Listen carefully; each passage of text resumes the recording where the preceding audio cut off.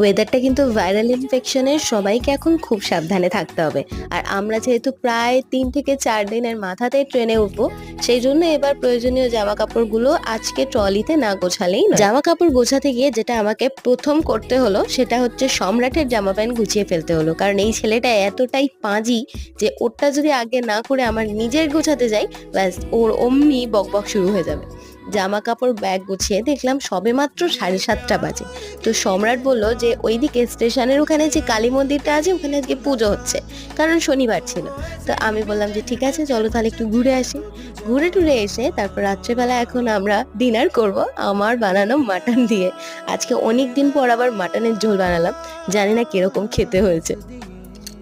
ওয়েদারটা কিন্তু ভাইরাল ইনফেকশনের সবাইকে এখন খুব সাবধানে থাকতে হবে।